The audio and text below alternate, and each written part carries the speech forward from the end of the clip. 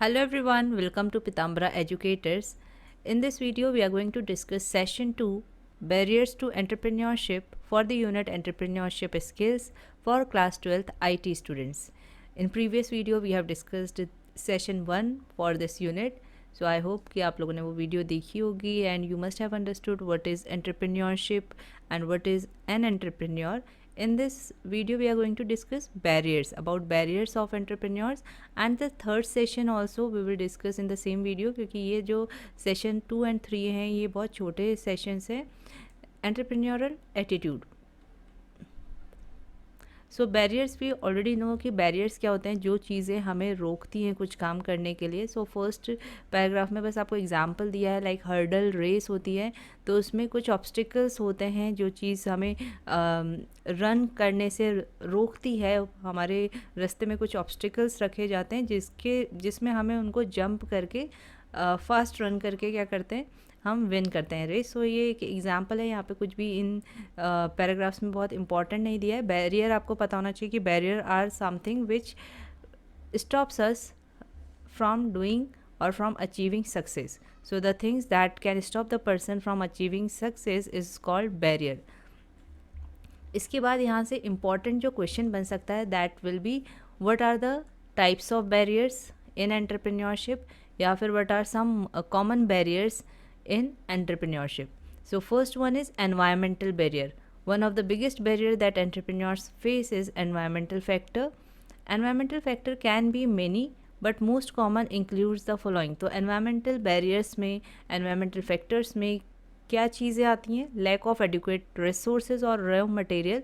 तो business start करने के लिए जो भी रॉ मटेरियल है या जो भी रिसोर्सेज चाहिए उनकी लैक हो सकता है, उनकी कमी हो सकती है. Non availability of skilled labours, तो लेबर प्रॉपर नहीं मिल सकते हैं, ऐसा भी हो सकता है. लैक ऑफ रिक्विजिट मशीनरी और and other infrastructure. So machinery की कमी हो सकती है या फिर इंफ्रास्ट्रक्चर में प्रॉब्लम हो सकती है, लाइक प्रॉपर बिल्डिंग नहीं मिल रही है, प्रॉपर जगह नहीं मिल रही है. Unavailability of monetary resources on time. तो मॉनेटरी रिसोर्सेज मींस फाइनेंस सही से नहीं मिल रहा है, मनी नहीं मिल पा रही है आपको बिजनेस स्टार्ट करने के लिए. So these all are included in environmental factor. तो जब आप इसके नोट्स बनाएंगे तो आप लिख सकते हैं एनवायरमेंटल बैरियर, और उसमें ये चीज़ें लिख सकते हैं कि adequate resources, skilled labour, machinery, infrastructure, monetary resources, इन सब की कमी की वजह से, इन सब के लैक के वजह से क्या होता है, बिजनेस स्टार्ट या ग्रो नहीं कर पाता है. So these all are included in environmental barrier. So government of India has come up with various schemes to help small scale entrepreneurs gain capital. तो कैपिटल की, फाइनेंस की प्रॉब्लम तो government ने सॉल्व कर दी है by these scheme. One is government Mudra Yojana. तो ऐसे भी पूछा जा सकता है what are the schemes by government of India for entrepreneurs for raising capital. First one is government Mudra Yojana, second is credit guarantee scheme, third is stand up India scheme. So अभी तक का क्लियरली सैम्पल पेपर ऐसा कुछ release नहीं हुआ है कि हमें पता चल सके कि कितने ऑब्जेक्टिव आएंगे या पूरा सब्जेक्टिव आएगा. जब हमें सैम्पल पेपर मिल जाएगा और हम देखेंगे कि किस तरीके के क्वेश्चंस बन रहे हैं, then we have to learn then these websites also, क्योंकि फिर वेबसाइट्स भी पूछी जा सकती है कि इस स्कीम के लिए कौन सी वेबसाइट जो है सही है. So then we will see these websites. अभी आप बस इनकी जो स्कीम्स हैं आपको ये पता होना चाहिए कि एक स्टैंड अप इंडिया स्कीम है, क्रेडिट गारंटी स्कीम है, या फिर आपको कोई और भी अभी ट्रेंडिंग जो स्कीम है, कोई नई स्कीम आई है जिसके थ्रू गवर्नमेंट हेल्प कर रही है एंटरप्रेन्योर्स को इन प्रोवाइडिंग रिसोर्सेज, तो आप वो यहाँ पे मेंशन कर सकते हैं. नेक्स्ट इज़ नो और फॉल्टी बिजनेस प्लान. तो एक बैरियर हमने देखा कि एनवायरमेंटल बैरियर है जिसमें रिसोर्सेज आते हैं, रॉ मटेरियल आता है, फाइनेंस आ रहा है, इंफ्रास्ट्रक्चर, मशीनरी, मॉनेटरी, ये सारी चीज़ें जो हैं इंक्लूड होती हैं. दूसरा है नो और फॉल्टी बिजनेस प्लान, कि अगर आपने बिजनेस प्लान नहीं बनाया है then it can also be a barrier, क्योंकि बिना प्लान के हम उस गोल को अचीव ही नहीं कर सकते जब तक का हमने एक्शन प्लान नहीं बनाया कि हम कैसे उस गोल को अचीव करेंगे. So in the same way business के लिए भी हमारे पास एक एक्शन प्लान होना चाहिए. So it can be a barrier. Now next is personal barrier. So this is third type of barrier, that is personal barrier. How long will the business last? How much profit will it make. तो personal barrier means जो हमसे related है, like हमारी feelings, या हमें हमें अपने पे कॉन्फिडेंस नहीं है, हमारे अपने स्किल्स की वजह से कुछ प्रॉब्लम हो रही है, then it is personal barrier. Will my customers like my product, will I have enough money to support my family. तो ऐसे क्वेश्चंस आते हैं जब भी हम बिज़नेस स्टार्ट करने के बारे में सोचते हैं, तो इस तरीके के क्वेश्चंस हम अपने आप से पूछते हैं, हमारे माइंड में आते हैं। These are the questions that might go through an entrepreneurs mind before the person actually starts the business venture. Establishing any venture is a risk because there is always a fear of what may go wrong। तो जब भी हम even not only business, जब भी हम कोई चीज़ नया, हम कोई भी चीज़ ट्राई करते हैं, तो हमारे माइंड में ऐसा आता है कि क्या ये चीज़ जो है सही रहेगी, कहीं हम इसमें फेल तो नहीं हो जाएंगे, या कुछ नेगेटिव थॉट्स हमारे माइंड में आते हैं। So same is with entrepreneurs. So self doubt होता है एंटरप्रेन्योर्स को। खुद पे डाउट होने की वजह से क्या होता है कि कई कई लोग जो हैं बिज़नेस स्टार्ट नहीं कर पाते हैं कि क्या हम इस बिज़नेस में सक्सेसफुल रहेंगे, क्या हम ये बिज़नेस स्टार्ट कर भी पाएंगे। सो सेल्फ डाउट होने की वजह से बिज़नेस नहीं स्टार्ट होता है। So it is a barrier. And which type of barrier is it? It is a personal barrier. So इसमें आप खुद से अपनी लैंग्वेज में समझा सकते हैं कि सेल्फ डाउट क्या होता है।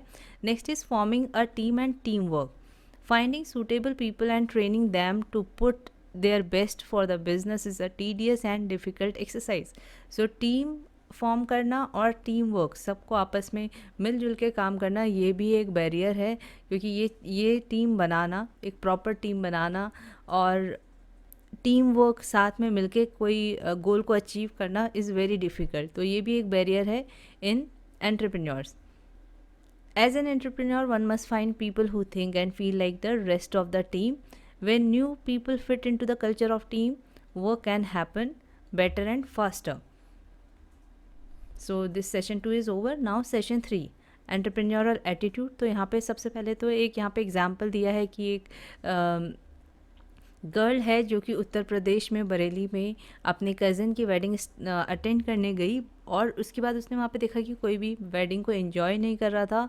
सब लोग बातें कर रहे थे, पर कोई भी डांस और एंजॉय जैसे होता है, म्यूज़िक, ये सब चीज़ें नहीं हो रही थी। सो शी आस्क्ड एवरीवन कि ऐसा क्यों है, कि आप लोग क्यों नहीं एंजॉय कर रहे। उसने प्रॉब्लम देखी और उसका फिर सोल्यूशन फाइंड किया कि उसने खुद से सोचा कि अब मुझे क्या करना चाहिए, वेडिंग एंटरटेनमेंट कंपनी स्टार्ट करनी चाहिए। Then she has started her company in 2 parts, dance academy और म्यूज़िक बिजनेस। तो फिर यहाँ पे वही बताया कि उसने प्रॉब्लम का सल्यूशन फाइंड किया। तो उसका एटीट्यूड कैसा था, ये नहीं कि प्रॉब्लम, नॉर्मली अगर हम इंजॉय नहीं कर रहे होते, यार हम देखते हैं कि किसी भी चीज़ में कोई प्रॉब्लम है तो हम बस उसे डिस्कस करते हैं, उसका सल्यूशन नहीं फाइंड करते हैं। But she has found the solution. It means she is having attitude of positive attitude, and she is having attitude like an entrepreneur, क्योंकि उसने प्रॉब्लम देखी और उसमें का सल्यूशन फाइंड किया और फिर इम्प्लीमेंट भी किया। एन एटीट्यूड, तो सबसे पहले हम एटीट्यूड की डेफिनेशन देख लेते हैं, क्योंकि इस एग्जाम्पल में ओब्वियसली ऐसा कुछ है नहीं बहुत ज़्यादा कि आपको पढ़ने की ज़रूरत पड़े, ये बहुत कॉमन सेंस वाला है। नेक्स्ट यहाँ से आपको इम्पॉर्टेंट यहाँ पर इसकी डेफिनेशन है एटीट्यूड की। It is a way of thinking और feeling about something. So attitude क्या होता है, हमारी किस तरीके का हम सोचते हैं या फील करते हैं किसी चीज़ के बारे में। इट कैन बी पॉजिटिव और नेगेटिव, गुड और बैड। तो जो एटीट्यूड है वो पॉजिटिव और नेगेटिव दोनों हो सकता है। Now we will discuss about the attitude of an entrepreneur. So यहाँ पे बहुत ईजी वे में आपको डिस्क्राइब किया गया है what are the attitudes which can make person a successful entrepreneur. तो ऐसा क्वेश्चन यहाँ से बन सकता है। इस सेशन में कुछ भी ऐसा बहुत इंपॉर्टेंट नहीं है, यहाँ से जो क्वेश्चन बन सकता है वो है what is an attitude and what should be the attitude of a successful entrepreneur। even what is an attitude भी rarely पूछा जाएगा आपको। what are the attitudes which one should have for being a successful entrepreneur, ये चीज़ पता होनी चाहिए। तो ये जो हमारे इसके एटीट्यूड है, ये तो हम कैरेक्टरिस्टिक्स ऑफ एंटरप्रेन्योर में भी पढ़ चुके हैं। तो अगर आपने फर्स्ट सेशन अच्छे से पढ़ लिया है और सेकंड भी, तो ये थर्ड तो आपको ऐसे ही आ जाएगा कि what should be the attitude for being an successful entrepreneur. तो क्या होना चाहिए कि आपको डिसीजन मेकिंग, आपकी कैपेबिलिटी होनी चाहिए आपके अंदर, क्योंकि अगर हम सही डिसीजन सही टाइम पे नहीं लेते हैं तो obviously we will miss the opportunity.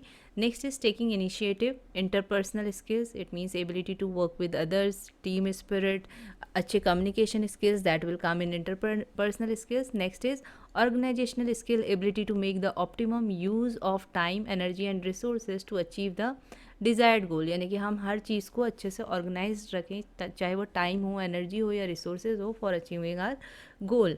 Next is perseverance. Perseverance means जब हम कोई भी चीज़ कॉन्टीन्यूसली करते हैं, रेगुलरली करते हैं, even when it is difficult.